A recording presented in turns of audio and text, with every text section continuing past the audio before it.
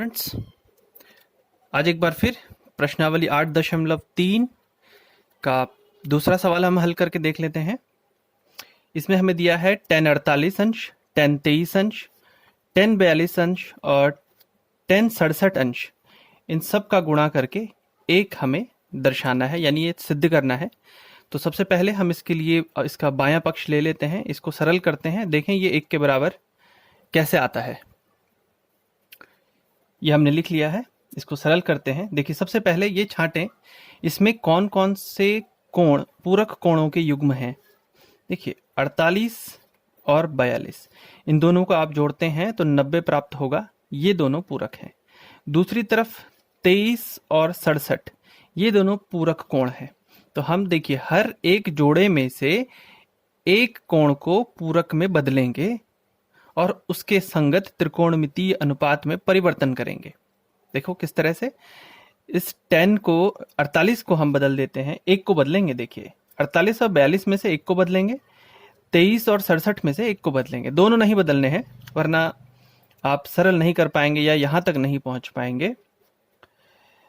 तो देखिए 10 48 को हम लिख सकते हैं 90 ऋण 42 लिख सकते हैं।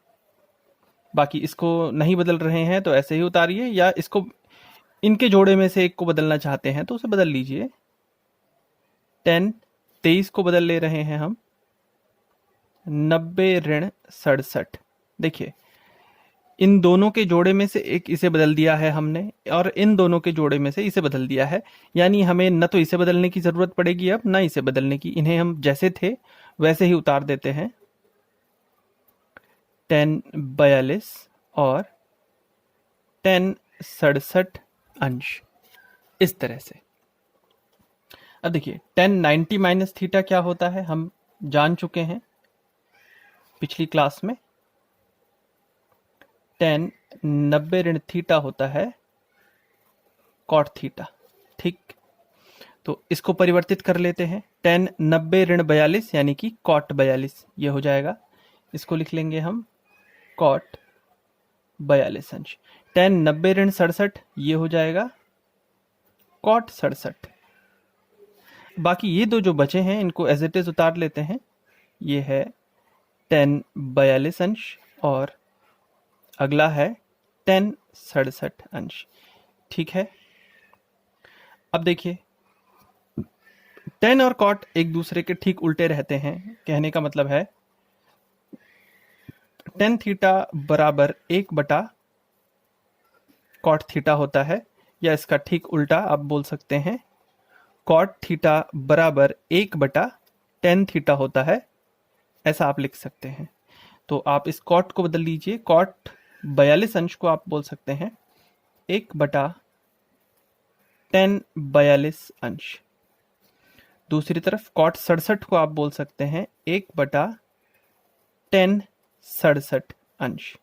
और ये दोनों गुणा में ही चल रहे हैं, ये भी गुणा है 10 42 अंश और ये भी गुणा में है 10 67 अंश। इस तरह से हम लिख सकते हैं। अब देखिए ये सरल हो चुका है।